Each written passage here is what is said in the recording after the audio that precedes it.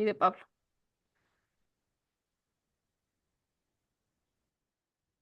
No sé quién quiera seguir con la exposición, si Pablo o doctora. Antes, una consulta, Sí. Gracias. A antes ver, de tu intervención se gracias, puede, Avelina. A ver, disculpe, antes de la intervención de cada uno se puede hacer solo una pregunta puntual o dos para la abogada.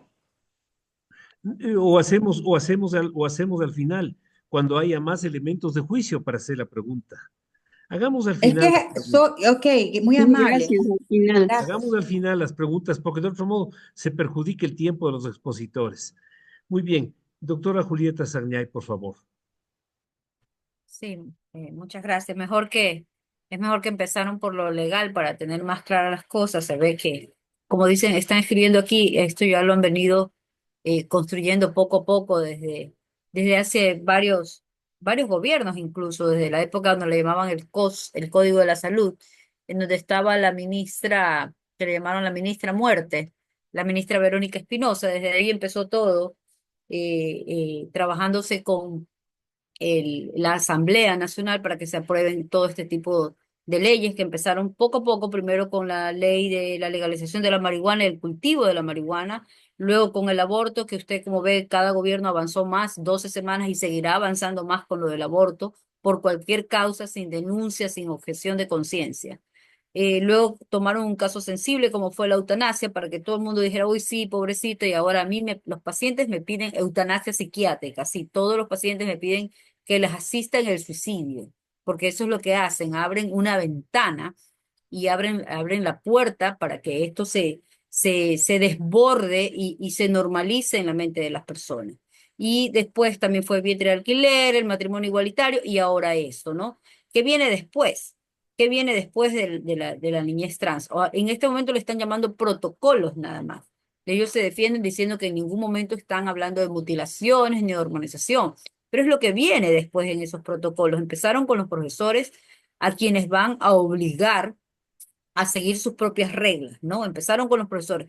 Y la pregunta es aquí, para que los profesores obedezcan las guías que ellos están haciendo, debe existir un diagnóstico. O sea, para decir que hay una disforia de género infantil o niñez trans, debe haber un diagnóstico. O porque el niño me diga que es un unicornio, tengo que tratarlo como un unicornio. Entonces, a los profesores les están poniendo en una encrucijada aquí, ¿no? Hay una evaluación de un pediatra, de un neurólogo infantil, de un psiquiatra que es el psiquiatra infantil, del endocrinólogo infantil, del psicólogo clínico, antes de aceptar que un niño se autoperciba como género, como ellos le llaman, no binario, queer, le tienen diferentes nombres, ¿no? Porque sabemos que hay mucha influencia de parte de las redes, ¿no? He tenido los casos, existen los casos, sí, en su gran mayoría mujeres, adolescentes, desde los 11 años de edad. La mayoría de casos, yo ya vengo esto tratándolo desde hace algunos años, la mayoría de los casos son falsos positivos. ¿Qué quiere decir? Remiten en la adultez. He venido siguiendo varios casos, 20, 25 casos más o menos, solo dos de varones, la mayoría de mujeres, la mayoría de ellos con comorbilidades, es decir, la disforia no tomaba, no era prioridad, sino más bien los desórdenes de sus estados de ánimo, como las ideas de suicidio, el cutting, se autolesionan, el consumo de sustancias, los cambios de ánimo, la depresión, uno de los trastornos más asociados a esta incongruencia de género, porque así le llamamos en la infancia. No podemos hablar de disforia de género infantil porque no cumple todos los criterios del DSM-5, que es la Biblia de la psiquiatría, y del 6 y 11, no cumplen con los criterios. Entonces, porque incluso hay diagnósticos con los que se puede confundir. Y aquí hay que hacer el diferencial. La disforia de género experimenta un malestar, ¿no? La persona describe que su identidad no coincide con el género o con el sexo que se le asignó al nacer. No siente incomodidad con su sexo biológico y se puede confundir o a veces ir juntos con la dismorfia, con el trastorno dismórfico corporal, que a veces están juntos. ¿Cuál es la diferencia? Que en la disforia hay una incomodidad, y este criterio diagnóstico en los adultos, que puede provocar depresión, ansiedad en su salud mental, ¿no? Y en cambio que en la dismorfia, su idea obsesiva es hacia una parte del cuerpo, que puede ser el brazo, la pierna o sus genitales, en donde ellos ven un defecto, en donde ellos necesitan repetitivamente verse al espejo y revisar este defecto, y donde sienten incomodidad. A veces van juntos eso. Yo he tratado pacientes trans adultos y a veces estos dos van juntos. También se puede confundir, también se puede confundir con un trastorno disociativo, en donde es que antes le llamábamos trastorno de personalidades múltiples, en donde puedes tener varias personalidades, hay una confusión de roles entre una de las personalidades. Mire, y esto también se da en la vida real, pero son casos muy determinados. Entonces, para nosotros los psiquiatras, es difícil, es complejo diagnosticar esto en un adulto, porque la disforia de género es la punta del iceberg, y detrás de debajo de ese gran iceberg, encontramos trastornos de personalidad. Uno de los más comunes es el trastorno límite de la personalidad. Las personas que tienen este trastorno, un día es como vivir en la punta del abismo. Parecen bipolares, pero no lo son. Te odian, te aman, todo es blanco, negro, se automutilan, tienen problemas con con la fijación de su cuerpo, pueden presentar trastornos alimentarios, bulimia, anorexia, y siempre, la mayoría de los casos manifiestan esta inconformidad con su orientación sexual.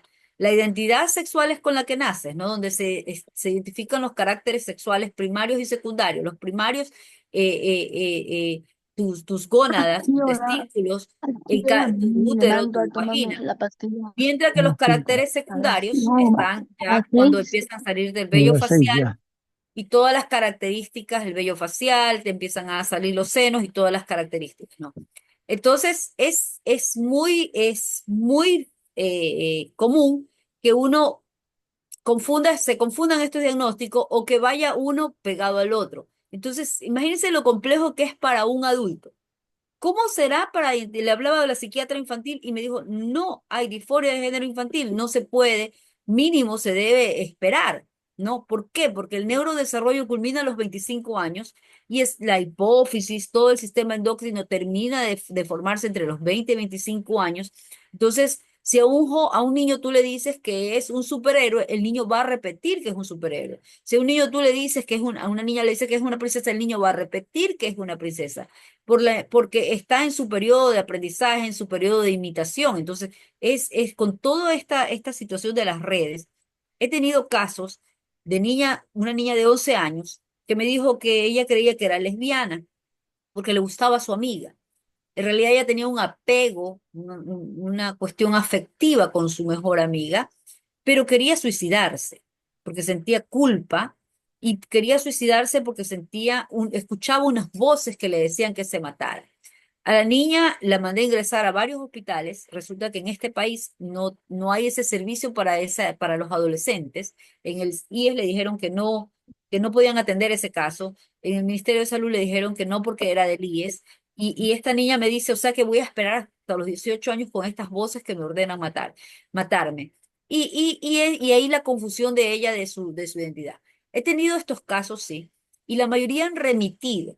La mayoría han remitido. Recientemente vi una joven de 19, 20 años que ya está estudiando en la universidad y se reía de todo esto. Me dice, es la influencia de las redes, doctora, que uno, como quiere pertenecer a algo, uno repite, el otro dice, y también uno se confunde, me dice, pero eso ya pasó. En otros casos, por ejemplo, por un trauma infantil, una cuestión de abuso sexual, en las mujeres por lo menos, se genera un odio, un rechazo hacia el hombre, hacia el genital masculino.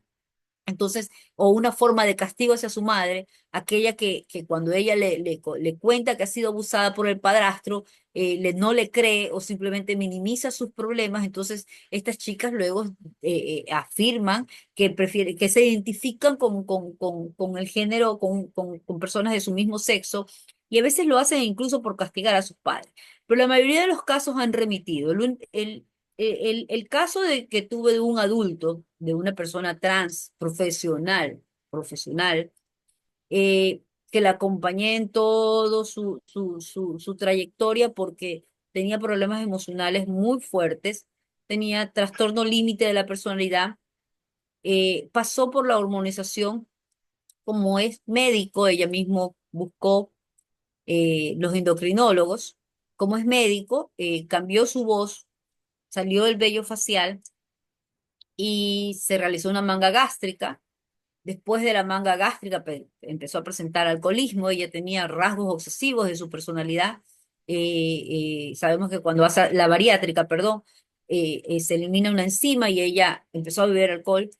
El problema de ella era el rechazo de su madre, ¿no? El rechazo completo de su madre. Ella llegó hasta la mastectomía. Ya tenía, hablamos de una persona de 35 años que estaba segura de lo que hacía. Llegamos hasta la mastectomía.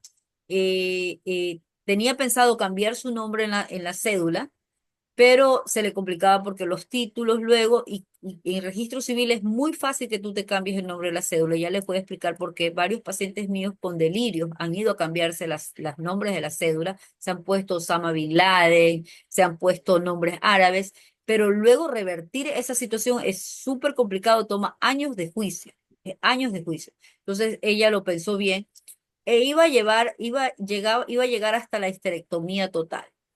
¿Qué pasa donde tú te realizas una esterectomía antes de la menopausia? Vas a causar muchos trastornos hormonales y de hecho la hormonización a ella le empezó a causar insomnio, se presentaron las ideas de suicidio repetidas, tuvo un cuadro psicótico, tuvo paranoia y hasta ahí se detuvo. Fíjense, ella no buscaba tener una relación sexual con nadie, no buscaba tener una relación, lo que buscaba era el llevarse mejor con su mamá, buscaba esa reconciliación con su mamá. ¿Qué había detrás de toda esta historia? Había abuso de un padrastro. Entonces, es el único caso que he ido acompañándolo hasta adulta, allá de una persona de 35 años, pero de ahí la mayoría de los casos, en mi consulta, de los 20 casos, la mayoría han remitido. Que nadie habla del sufrimiento que atraviesan los padres, o el uno quiere ser más progre y querer acompañar a su hijo o su hija en esta situación, el otro quiere ir al otro extremo y de encerrarlo en una clínica de homosexualización, hacerle un exorcismo. Entonces, aquí viene la situación con los padres, que siempre les digo, ¿para qué los traen a terapia si ustedes van a destruir todo lo que uno trata de arreglar en la terapia?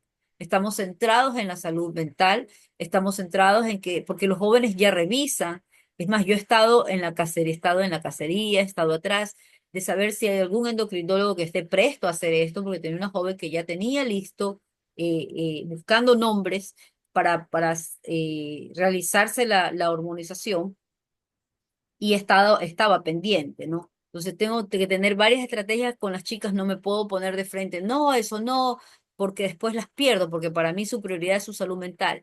Entonces, no, resulta que hasta el momento tenemos profesionales éticos en esa área de la endocrinología, incluso les voy a decir algo personal como mamá. En la escuela de mi hija se puso de moda hablar de la estatura. Entonces todos hablaban de estatura, uno de ellos estaba hablando de que se iba a alargar los huesos y otros se estaba aplicando hormonas del crecimiento, sus papás le estaban aplicando hormonas del crecimiento. Mi hija vino con la novedad de las hormonas del crecimiento. Entonces estaba insistiente, y ya era cuestión de varios del curso. Mire cómo la influencia del grupo, la mentalidad grupal influye, ¿no? Y le dije, mira, te voy a llevar a una endocrinóloga, pero antes te voy a hacer una densitometría, que es de sus huesitos, y te voy a hacer exámenes y me voy adelantando. No me presenté como médico, fui a la endocrinóloga, no me presenté, y me dijo, ¿cuánto mide usted? ¿Cuánto mide el papá? Me dijo, pero ya esta es la raza, me dijo, sí. y me dice, ya, es mejor que haga un deporte. Y yo le digo, pero hay hormonas de crecimiento. Me dice, y ahí le dije que era médico. Me dice, doctora, los efectos secundarios. Es mejor que no, ya, póngala a hacer un deporte y ya está. Esto no está bien que la gente venga a pedir hormonas de crecimiento, porque sí, cuando hay tantos efectos secundarios, cuando hay tantos tumores que son hormonos sensibles, es decir, tú te aplicas hormonas y si tienes una predisposición, puede generarte un prolactinoma de la hipófisis, muchos trastornos de los que nadie te habla. Entonces, mire qué ética, ¿no? De la profesional, de no, pero en cambio, para otros personas que lo ven esto como un comercio, como en la clínica Tavistock de Londres, que lo vieron así, que apenas entrevistaron a un joven que decía que quiere transicionar, ni media hora, y ya le empezaron a aplicar bloqueadores de la pubertad inmediatamente y luego pasarlo luego a la histerectomía radical total y a la mastectomía, pero era algo inmediato. Esta clínica la Tavistock fue cerrada porque se dieron cuenta que muchos jóvenes después empezaron a destransicionar, a querer revertir la situación, muchos se suicidaron. Recientemente fue cerrada ahora en el 2022. Entonces, y que causó un gran escándalo en el mundo médico por la comercialización de las hormonas cruzadas que se estaban haciendo, por los efectos secundarios, por la poca ética con lo que no fueron ni siquiera evaluados los jóvenes que pasaron y no pedían consentimiento de la familia. Entonces, ya Londres dio un paso atrás con esta clínica de transición, en donde empezaron con la misma situación, con protocolos para los colegios primero, hablando de derechos, y luego pasaron a el siguiente protocolo fue la guía. Precisamente la OMS hizo una guía, y me llama la atención que primero pedían 2 años de observación del adolescente. Y supuestamente para eso pides los bloqueadores de la pubertad, para que el adolescente tenga tiempo para pensarlo bien. Hoy en día quieren disminuir ese tiempo de evaluación en 6 meses. Me llama la atención también que la OMS intenta discutir con la APA, que es la Asociación de Psiquiatría Americana, intenta eliminar de la lista de trastornos. Acuérdense que esto se llamaba antes trastorno de la identidad de género. Y con el cuento de la desestigmatización y la para que esto no se llame trastorno, para que no se estigmatice a estas personas, con esa excusa presionaron a la Sociedad de Psiquiatría, y entonces de llamarse trastorno de la identidad de género se llama ahora disforia de género. Y los psiquiatras estuvieron de acuerdo y le cambiaron, ¿no? Para no llamarlas, hacerlo, para no que estas personas no se sientan discriminadas. Pero llama la atención que bajo la misma premisa de la despatologización de la transexualidad, la Organización Mundial de la Salud sigue presionando para que se eliminen otros diagnósticos del DSM-5 y del CI-10. Ellos pretenden eliminar las parafilias y las fetiches, y dentro de las parafilias, adivinen cuál está la pedofilia. O sea, ya no quieren que eso sea un trastorno. Y si bien es cierto, eh, la pedofilia es uno y la pederastia es otro. El pedófilo está con la idea de realizar, de acosar, está con la idea de abusar del niño. El pederasta lo hace. Les voy a decir, en mis años de experiencia, casi siempre un pedófilo ya cruzó la línea, y ya siempre, y cuando es pederasta. Es más, un pedófilo jamás busca ayuda. Un pedófilo va a un consultorio, que sí los he tenido, por la presión de la familia, porque los encuentran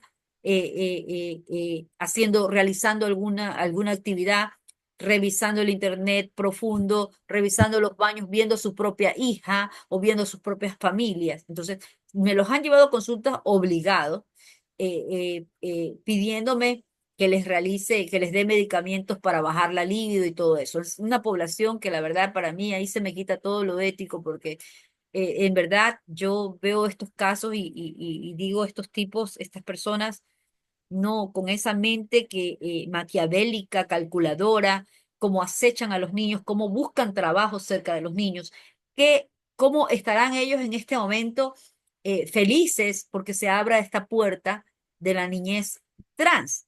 Han de estar preparando sus estrategias, ¿no? Porque a eso vamos. El siguiente paso es que a estas personas, que eso es lo que pide la OMS, que a estas personas ya no se les llame, se considere trastorno, sino que se les llame personas atraídas a menores. Minor, el movimiento MAP, que incluso usa la misma bandera de los transgéneros, el movimiento MAP. Ahora, ¿qué me preocupa? Ustedes saben que soy psiquiatra y yo no puedo poner juicios de valor en mi práctica. Yo atiendo a esta población, a la población trans, con adicciones, que toman antirretrovirales, con problemas emocionales, son promiscuos, se meten en grandes problemas a veces, con la familia, con un odio hacia su familia. Yo trato a estas personas, y siempre bajo la premisa de la ética, ayudándoles a tener su salud mental. ¿Saben qué me preocupa? Que, que más bien ellos sean perjudicados. Porque cómo los vamos a ver? Ayer estuve en un debate en donde hay un grupo de personas LGBTI y un grupo de ellos están en contra de que esto se dé en niños y estaban empezando a discutir diciendo esto no puede pasar en los niños, recuerden todo lo que nosotros sufrimos de niños. Entonces el otro decía, no, pero es que hay que salir del closet, es mejor que existan los niños trans y que les permitan las hormonas y que les permitan todo y que exista la adopción trans, decía el otro. Y el otro le respondió, qué coherente su respuesta, ¿no? Le decía, pero ¿de qué tú me hablas de adoptar si tú no puedes ni con tu vida? Lo dice una persona que se droga, lo dice una persona promiscua que nunca tiene una pareja estable, lo dice una persona que no se toma sus antirretrovirales y anda que cuando le dicen que no es detectable, es viva la fiesta porque se toman las pastillas pre, que es para que no contagies, ¿no?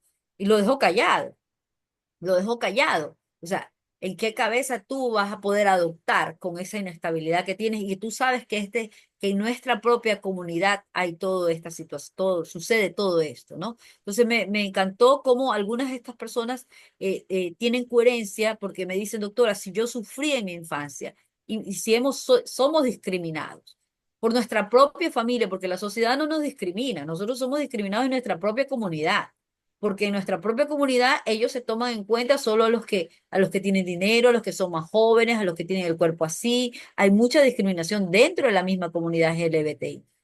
Imagínese si a un niño se lo etiqueta, le dice que cómo esto será peor. Y lo peor es que la gente, la comunidad se va a ir contra nosotros pensando que nosotros estamos alentando esto. Entonces hay muchas de las personas que a pesar de su orientación sexual tienen coherencia, tienen sentido común y están de acuerdo en que esto jamás se debe dar en los niños porque abre la puerta a que luego salga una Irene Montero como en España y pida que los niños tengan derechos sexuales sin consentimiento de los padres, que los niños lo puedan hacer con quien sea, ¿no? Y de esta manera se legalice la pedofilia. Entonces, esto a mí la verdad me tiene muy preocupada porque tenemos una corte constitucional, tenemos asambleístas que no lo pelearon, tenemos una corte que lo está imponiendo, tenemos un gobierno que no se manifiesta al respecto y que se va a, y lo han venido trabajando poco a poco, que se va a dar y hasta dónde va a llegar, hasta dónde va a llegar es el punto.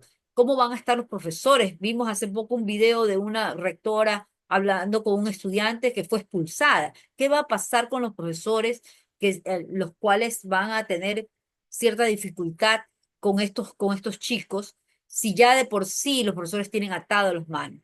Los psicólogos de los colegios son apenas psicólogos educativos, no son psicólogos clínicos, ni siquiera les permiten hacer una charla de prevención. Yo he pedido permisos para hacer charla de prevención de drogas, no te lo permiten. No puedes hacer una psicometría porque tienes que para todo tener el consentimiento de los padres. No puedes hacer, yo quise intervenir a un colegio con el tema del bullying, de la depresión, haciendo una psicometría para medir los factores de riesgo. No me lo permitieron, que el DS no te lo permite, pero sí van a permitir estas situaciones. Con respecto a lo de los baños, esto es la puerta para que primero el colegio alemán tiene estos baños para personas trans, para que primero se permita en los colegios y luego que se haga también en los moles o en los lugares públicos, ¿no? ¿Qué pasa si una persona, si un adulto que se identifica como mujer entra a un baño diferente y abusa de los niños. ¿Qué va a pasar ahí? ¿Cómo los protege a los niños? De padres también, padres trastornados, como el caso de esta actriz Charlize Theron,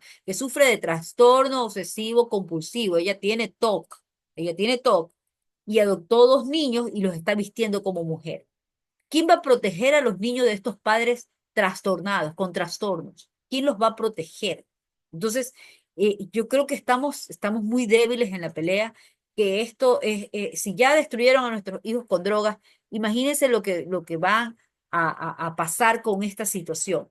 Hay un colectivo, una ONG transactivista que se llama Mermaids, ¿no? Que ellos tienen una entidad que se llama Identity Research Society Education, ¿no?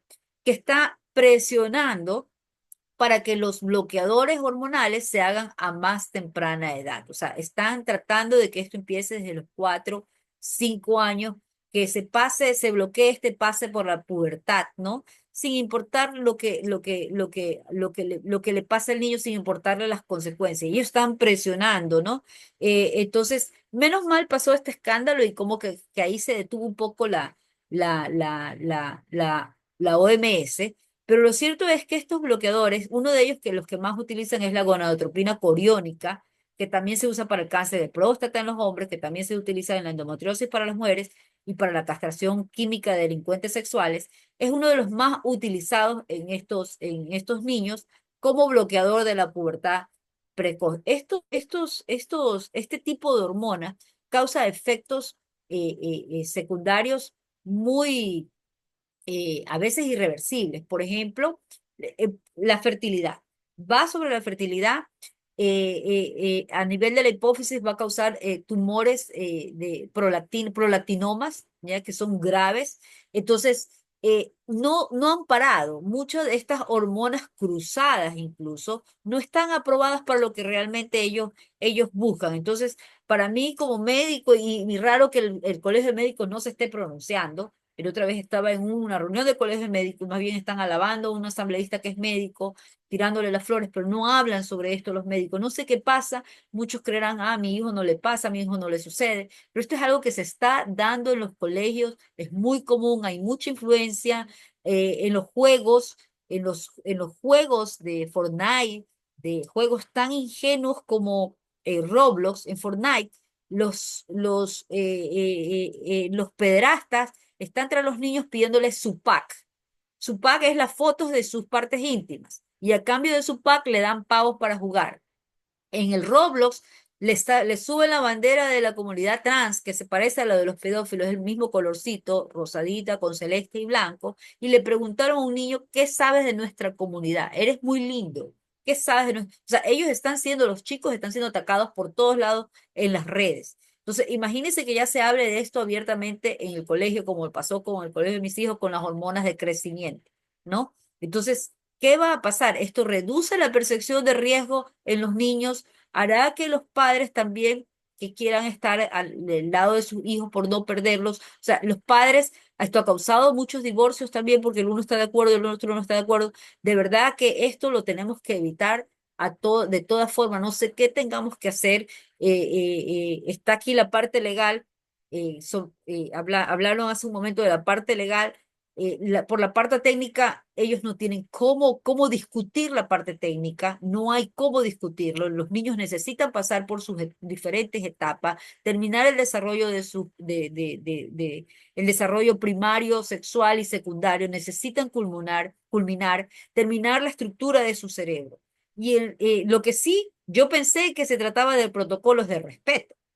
Pensé, los casos que yo he tenido, las escuelas me han ayudado en el aspecto de que he enviado un informe, jamás he puesto niños con disforia ni nada de eso, sino cuadro de ansiedad, depresión, solicito, siempre me han, a pesar de que el colegio sabe de la condición de esta adolescente, que la mayoría son mujeres, nunca a mí me han negado la ayuda. Nos han dado clases asistidas, han comprendido la situación, le han dado clases por Zoom, han ayudado la mayoría de los colegios aquí en Guayaquil, a mis pacientes les han ayudado. Más bien he tenido el problema es con los papás.